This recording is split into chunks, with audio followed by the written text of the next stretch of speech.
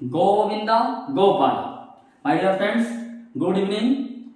आप लोगों को बहुत बहुत फिर से वेलकम। आपने इस चैनल में आकर के एंट्री किया है और आज हम आपको जो है तो उसी पिछले सेक्शन का कंटिन्यू करेंगे लैंग्वेज इंट्रोडक्शन के हिसाब से। आपको लैंग्वेज कैसे हम एक दूसरे के समझते हैं। सबसे पहले तो हम यही देखते हैं कि अपने डेली लाइफ में लैंग्वेज को कैसे समझते हैं। सपोज दैट इंडिया में जो है तो कई तरह के लोग रहते हैं, कई स्टेट्स हैं, अलग अलग लैंग्वेज को रेफर करते हैं। उड़ीसा में उड़िया लैंग्वेज है, बंगाल में बांग्ला लैंग्वेज है, तो इसी तरीके से कई अलग अलग, पंजाब में पंजाबी लैंग्वेज है। तो अगर एक व्यक्ति जो है केवल और केवल इंग्लिश समझता है या हिंदी समझता है या पंजाबी समझता है, तो उसके लिए कुछ ना कुछ हमें देना पड़ता है, अलग से इंस्ट्रूमेंट देना पड़ता है, अलग से अलग कोई पीपल रखना पड़ता है, कोई ना कोई पर्सन को रखना पड़ता है जो कि वो समझा सके उस लैंग्वेज को, उसको इंटरप्रिएट कर सके। तो हम उन्हीं चीज़ों के बारे में बात करेंगे कि कैसे हम समझा सकते हैं। कई बार हमारे सामने लैंग्वेज बैरियर आता है। हमने कई बार देखा हुआ है कि लैंग्वेज बैरियर, जैसे मान लीजिए कि हम किसी ऐसे सिटी में चले गए जहाँ की हमें लैंग्वेज बिल्कुल नहीं पता है। सपोज दैट हम उड़ीसा चले गए, वहाँ की हमें लैंग्वेज एक भी नहीं पता, और हम वहाँ जाकर के जब उनसे कुछ चीज़ पूछते हैं तो हमें कोई चीज़ रिस्पॉन्स नहीं कर पाते हो। फिर हम ऐसे पर्सन ढूंढते हैं जिसको उड़िया भी आती हो और जिसको हिंदी भी आती हो या इंग्लिश आती हो, तो हम कुछ ना कुछ ऐसा करके हम इंटरप्रिएट करते हैं। या फिर हम ऐसा पर्सन ढूंढते हैं जिसको उड़िया आती हो, इंग्लिश आती हो, और हमें भी हिंदी आती हो, इंग्लिश आती हो, तो इंग्लिश हमारी एक लैंग्वेज हो जाती है, बीच की लैंग्वेज, जिसमें हम एक दूसरे से कम्युनिकेट कर सकते हैं। लैंग्वेज, जैसा कि मैंने कल बताया था कि लैंग्वेज जो है तो एक दूसरे को अपने विचार को आदान प्रदान करना ही लैंग्वेज कहलाता है, वही लैंग्वेज है हमारा। अब हम बात करते हैं कि कंप्यूटर में लैंग्वेजेस कैसे होते हैं। कंप्यूटर क्या है? कंप्यूटर एक मशीन है, तो उसमें लैंग्वेज कैसी होगी? एक मशीन की लैंग्वेज होगी। और मशीन की लैंग्वेज जो होती है तो केवल 0 और 1 ही एक्सेप्ट करती है। 0 मीन्स ऑफ, 1 मीन्स ऑन। सो मैं अभी आपको दिखाता हूं।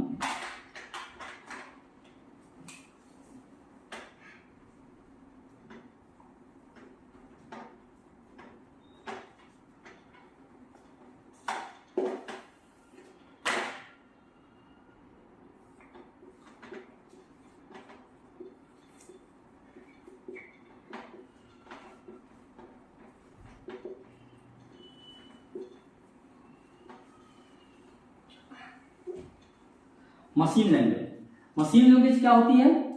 Set of zeros and ones.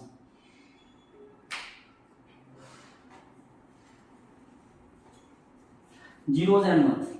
जैसे हम कोई भी इंस्ट्रक्शन देते हैं, हमारे अंदर जो उस मशीन के अंदर जो चिप लगी होती है वो केवल पावर को समझती है। पावर हमारा क्या है? बिजली है, इलेक्ट्रिसिटी है।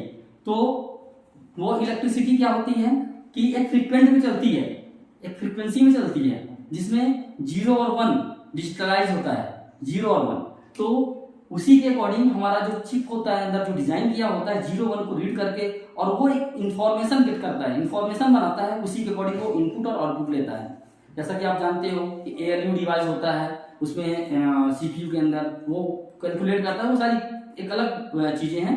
तो उसमें हार्डवेयर से रिलेटेड चीजें पढ़नी पड़ती हैं उन चीजों के लिए, कि हमें कैसे हमारा ALU वर्क करता है। अभी के लिए आप ये समझिए कि मशीन जो है तो मशीन लैंग्वेज को ही समझता है। मशीन लैंग्वेज 0 एंड 1 में होता है, जैसे कि 0 0 1 1 1 0 0 0 0 1 1 1 1 0 0 1, इस तरीके से एक लैंग्वेज बन के चलता है। अब होता क्या था, बहुत पहले के टाइम पे पहले लोग ये नहीं समझते थे कि हमें कैसे कंप्यूटर से काम लेना है। तो कुछ लोगों ने कंप्यूटर लैंग्वेजेस के लिए पढ़ाई किया। वो लैंग्वेजेस कौन सी पढ़ते थे? मशीन लैंग्वेज, डायरेक्ट मशीन में ही कोड करते, मशीन लैंग्वेज में ही लिखा करते थे। और इट्स अ वेरी डिफिकल्ट। आप यकीन नहीं मानेंगे कि उनको एक प्रोग्राम, ऐड का प्रोग्राम लिखने के लिए उन्हें लगभग हफ्ते लग जाते थे, क्योंकि उनका जो कोडिंग का स्टाइल होता था वो 0 और 1 के ऊपर होता था। जैसे कि स्टार्ट करते थे तो 0 0 1 1 1 0 0 0 0 1, फिर 0 0 1 1 1 1 1 0 0 0 0 0 1, इस तरीके से वो लिखा करते थे, ऐसे लिखते जाते थे कोड को। अब कहाँ पे क्या चीज मिस हो रहा है उनको भी इतना ज्यादा ध्यान अगर नहीं आ पाता था तो वो एक लॉजिकल एरर बन के पड़ा रहता था और मशीन इसको रीड नहीं करता था। ये लैंग्वेज जो है तो मशीन लैंग्वेज जो है तो इसको क्या कहते हैं हम, लो लेवल लैंग्वेज।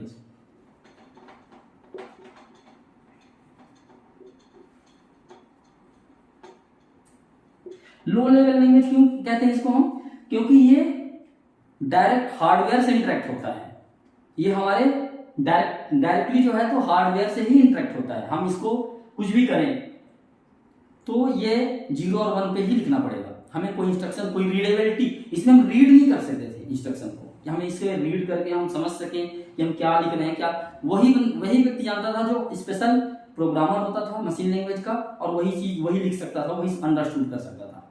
अब इसका जो मेन है कि वर्क कैसे करता है, हम आपको दिखाते हैं कि कैसे ये इंटरेक्ट करता है मशीन के साथ। तो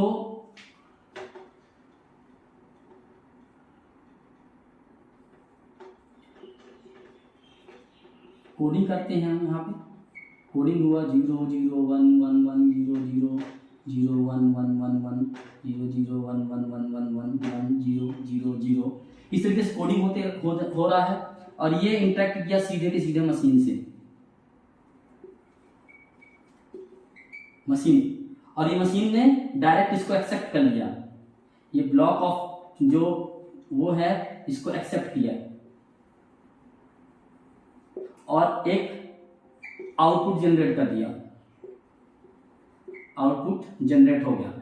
अब बात ये आती है कि हमारा इनपुट, जो हमारा इनपुट है और आउटपुट है, ये दोनों ही एक बेस है किसी प्रोग्राम के लिए, इनपुट और आउटपुट। इनपुट हम कर रहे हैं मशीन लैंग्वेज में, तो आउटपुट हमारा क्या आएगा, मशीन लैंग्वेज में आएगा। तो उसको अंडरस्टूड करवाने के लिए हमें इसको पार्स करवाना पड़ता था और फिर उस आउटपुट को हम यूज करते थे। ये मशीन लैंग्वेज मशीन के लिए ही बनाई जाती थी बेसिकली, जनरली।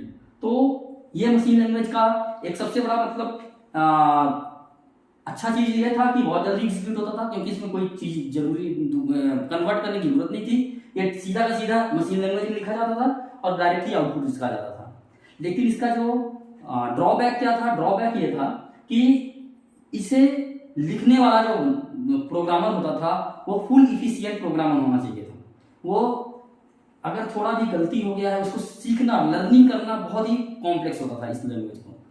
तो उसको आगे बढ़ा करके जो साइंटिस्ट, प्रोग्रामर्स साइंटिस्ट थे, उन्होंने क्या किया कि लैंग्वेज को आगे बढ़ाया और उसको एनिमेट किया, असेंबली लैंग्वेज, असेंबली लैंग्वेज। अब मशीन से छोड़कर हम असेंबली में आते हैं। असेंबली क्या है, थोड़ी सी रीडेबिलिटी बढ़ाती है तो ये भी लो लेवल लैंग्वेज, ये भी लो लेवल लैंग्वेज ही है।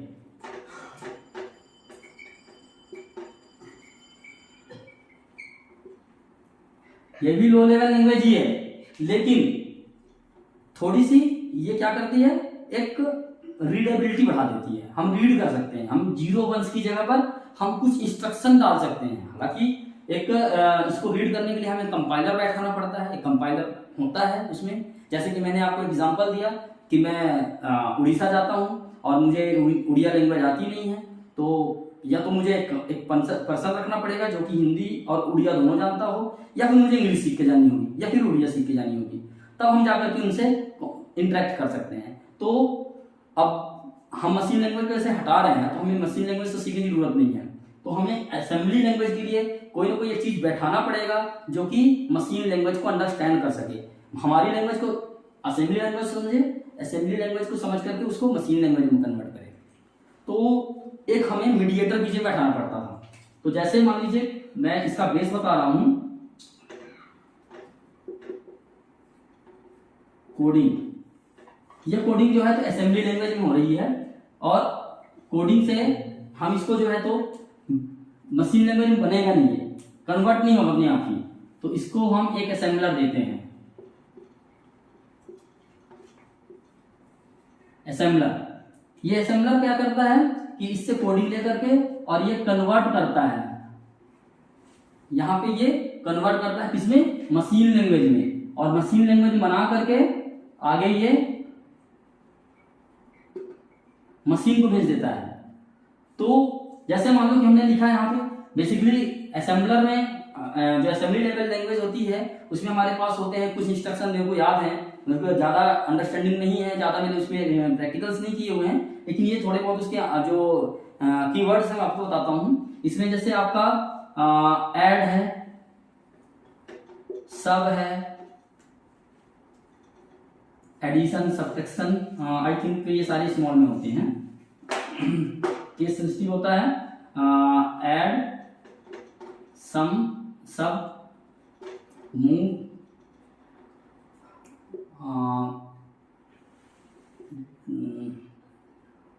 D, rat.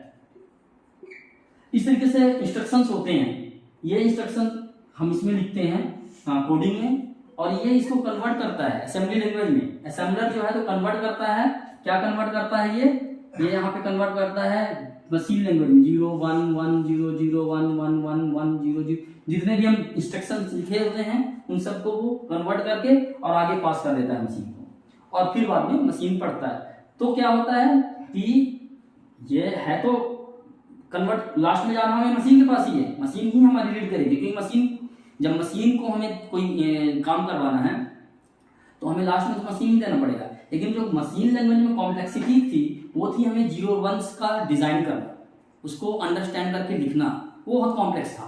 तो उसको थोड़ा सा हम असेंबली लैंग्वेज में हमने क्या किया, सॉल्व किया, थोड़ी सी उसको थोड़ा सा कॉम्प्लेक्स से थोड़ा कम कॉम्प्लेक्स किया, लेकिन फिर भी कॉम्प्लेक्स था, क्योंकि ये भी बहुत हार्ड तरीके से लिखा जाता था, इतनी कॉम्प्लेक्स, इतना फिजिबिलिटी नहीं था कि हम इसको भी अच्छी तरीके से मतलब डिजाइन कर सकें।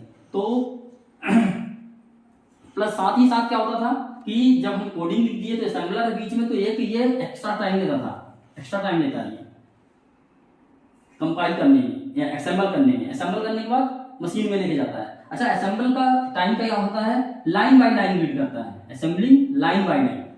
जैसे एक पेज में मान लो 50 लाइन्स लिखे हुए हैं, तो 50 टाइम्स वो रीड करेगा 1 1 1 लाइन करके, तो थोड़ा सा स्लो हो जाता है as compare to the machine language.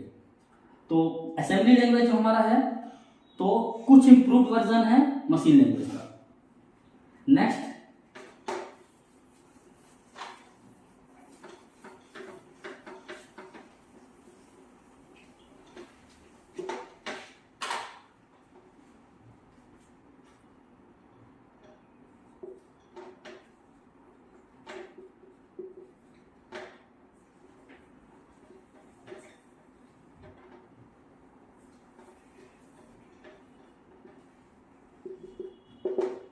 Compile language.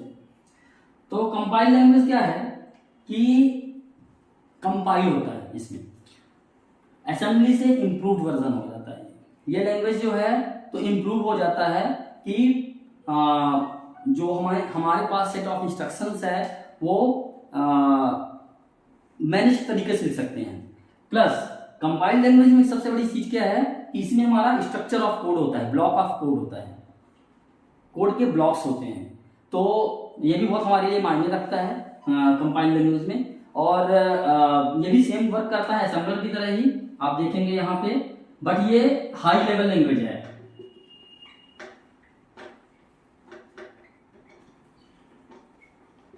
अच्छा, हाई लेवल और लो लेवल लैंग्वेज में क्या डिफरेंस है, मैं थोड़ा सा यहाँ पे आपको बताना चाहूंगा। यहाँ पे high level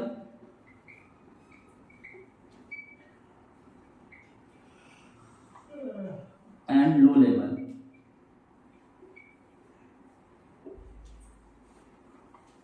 high level language and low level language में डिफरेंस क्या है। हाई लेवल लैंग्वेज जो होता है तो इसमें हमारे पास डेटा टाइप्स होते हैं। डेटा टाइप्स मतलब जैसे मान लीजिए कि हमने एक डेटा का बिहेवियर के अकॉर्डिंग से उसका टाइप सेट किया हुआ है।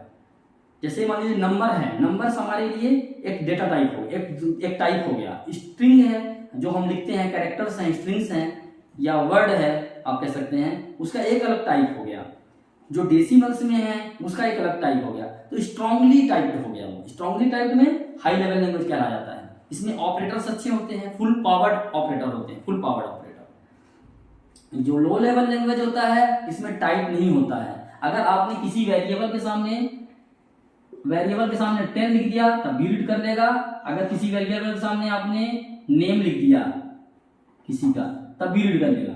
लेकिन अगर हाई लेवल लैंग्वेज में है तो आपको पहले टाइप डिफाइन करना पड़ेगा, जैसे इंट एस, ये आपको टाइप डिफाइन करना पड़ेगा।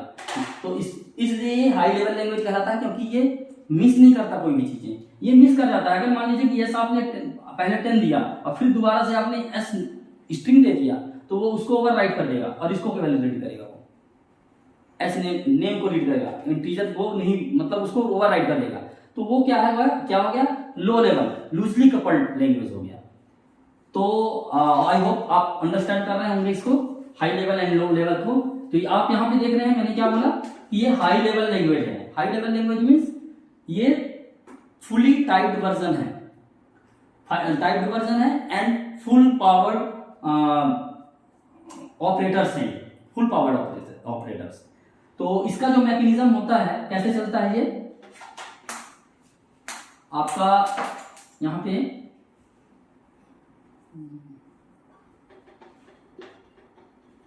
कोडिंग यहां पे लिखी होती है, एक यहां पे बैठा होता है कंपाइलर, और कंपाइलर मैनेज करता है क्या, मशीन लैंग्वेज में आता है।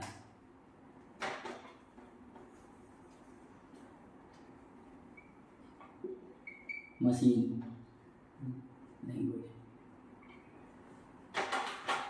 तो ये मशीन लैंग्वेज में आता है इसको कोडिंग। हमने कोडिंग लिखा यहाँ पे, एक ब्लॉक ऑफ स्टेटमेंट लिखा, जो भी कोड लिखा उसको हमने ट्रांसफर कर दिया। कंपाइलर जो है तो ये क्या करता है, पेज बाय पेज रीड करता है, एक पेज को पूरा ही रीड कर देता है, कंपाइल कर लेता है। जो हमारा प्रोग्राम लिखा है एक ही बार में इसको रीड कर लेगा, ये फास्ट हो जाता है as compare to assembly language. ये फास्ट हो जाता है। और ये क्या करता है कि ये इसने कंपाइल करके नेटिव कोड जनरेट करता है। नेटिव कोड, अभी आप कंफ्यूज हो रहे होंगे, नेटिव कोड मीन्स नेटिव हमारा क्या होता है, मशीन, वो नेटिव है। जैसे हम कहते हैं नेटिव प्लेस हमारा कहाँ है, वैसे ही इस कोड का नेटिव प्लेस क्या है, मशीन लैंग्वेज है। तो नेटिव कोड जनरेट कर देता है। नेटिव कोड मीन्स एक तरीके से आपका मशीन लैंग्वेज ही जनरेट कर देता है ये, इस तरीके से। बट अब आप ये ध्यान रखें कि जो हमारा असेंबलर है, कंपाइलर है, जो भी है, जो हमारे 0 1s है, ये मशीन लैंग्वेज बाइनरी नंबर के अलावा भी जो है तो हेक्साडेसिमल, ऑक्टल एंड डेसिमल्स, इन चीजों को भी सपोर्ट करने लगे हैं। तो अकॉर्डिंग टू जो अभी न्यू आपके कंपाइलर्स तैयार हो रहे हैं, वो हेक्साडेसिमल में भी कन्वर्ट करते हैं। तो अभी के लिए तो आप ये जानिए कि 0 और 1s के लिए ही चल रहे हैं, और मशीन कोड में जनरेट होने के बाद ये रीड हो जाता है, वहां पे रन हो जाता है, और रन होने के बाद आपको आउटपुट देने लगता है। तो कंपाइल लैंग्वेज में से आपका हो गया सी, हो गया C++ हो गया, आपका C# हो गया, जावा हो गया,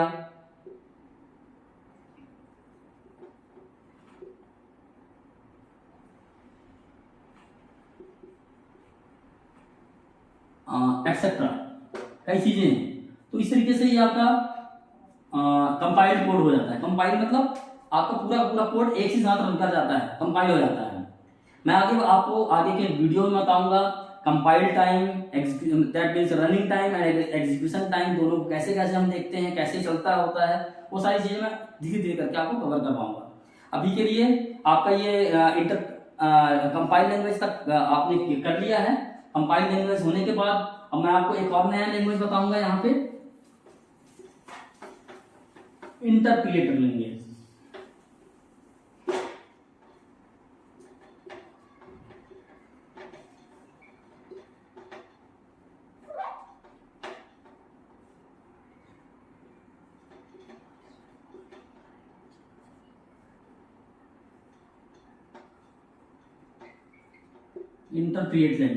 इंटरप्रिएट लैंग्वेज क्या है, ये भी दूसरे लैंग्वेज के जैसे ही हैं, ये भी दूसरे तरीके से चलता है, लेकिन इनका थोड़ा सा यूज दूसरी तरीके हो जाता है। ये इंटरप्रिएट करता है, जैसे हमारा असेंबल होता है वैसे ये इंटरप्रिएट करता है, वर्ड बाय वर्ड को इंटरप्रिएट करता है, लाइन बाय लाइन को नहीं, वर्ड बाय वर्ड को इंटरप्रिएट करता है। जैसे हमने कोडिंग लिखा, कोडिंग लिखा, कोडिंग किया और उसको हमने एग्जीक्यूट किया, तो यहाँ पे हमारे पास एक इंटरप्रिएटर होता है।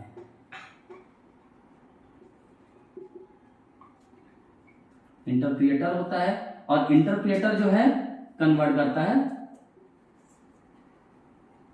मशीन कोड में, मशीन कोड में। अब बेसिकली क्या है कि हम इसमें, ये एक लो लेवल लैंग्वेज है, पहले तो लो लेवल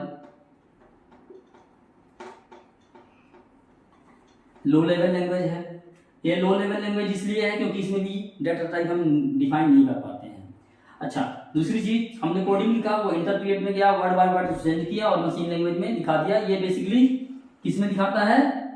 मशीन में, ब्राउजर में। ये जो है तो जो इंटरप्रिएटर यूज होता है वो ब्राउजर में यूज होता है, ब्राउजर में। और वहां पे क्या क्या चीजें हम रन कर सकते हैं? वहां पे हम कर सकते हैं, जैसे पीएचपी का कोड है, पीएचपी लैंग्वेज का है हमारा, पाइथन है, जेएस है, एचटीएमएल है, पाइथन है, जावास्क्रिप्ट है, एचटीएमएल है,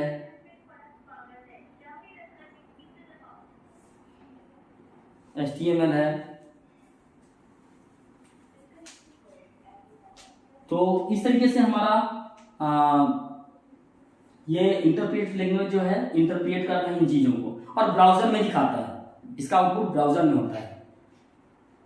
तो ये हमारा लैंग्वेज के टाइप्स थे कि कैसे कैसे हमारी लैंग्वेज को कितने कैटेगरीज में है। लैंग्वेज कैटेगरी है ये, हमारे कौन कौन से लैंग्वेज हैं, कौन कौन से इसके कैटेगरीज हैं। अभी मैं आपको इंस्ट्रक्शंस, कमांड एंड प्रोग्राम के बारे में थोड़ा सा बता देता हूं जिससे हम आगे मूव कर सकें।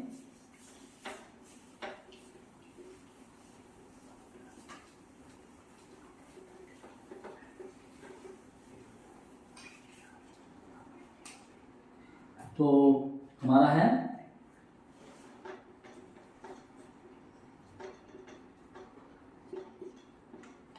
Instruction,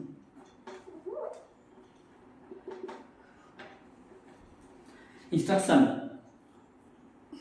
programme,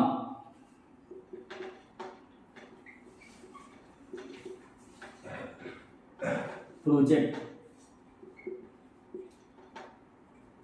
solution.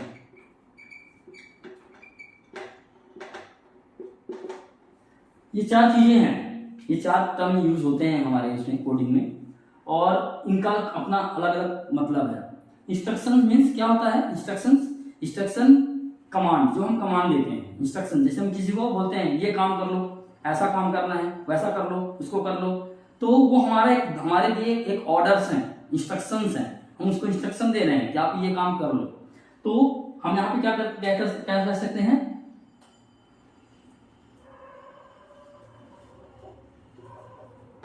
कमांड, और कमांड के अलावा हम इसको क्या कह सकते हैं?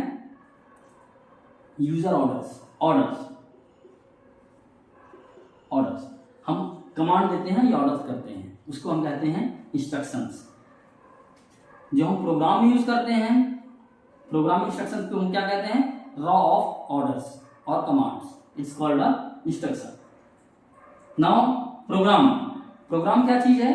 प्रोग्राम सेट ऑफ इंस्ट्रक्शंस है, सेट ऑफ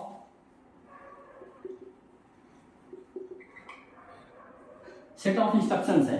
लेकिन ऐसे नहीं कि हम आगे पीछे का आगे पीछे कर दें, with sequence. Set of instruction with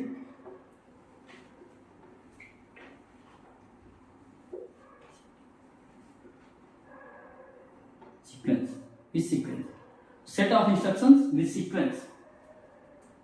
project क्या होता है? प्रोजेक्ट जो है तो कलेक्शन ऑफ प्रोग्राम्स होता है, it's a collection of programs होता है। हम एक और एक से ज्यादा प्रोग्राम हो जाता है तो उसको हम प्रोजेक्ट कहते हैं।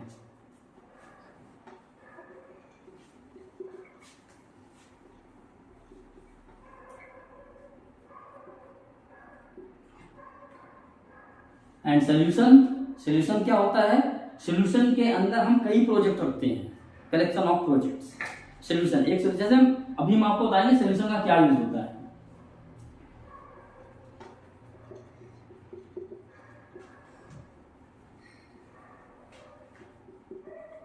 सॉल्यूशंस, तो अभी हम बताएंगे आपको कि सॉल्यूशन का क्या यूज होता है। इंस्ट्रक्शन हमने दे दिया, हमने प्रोग्राम में लिखा कि इंक्लूड करो इस फाइल को, तो इंक्लूड लिख दिया।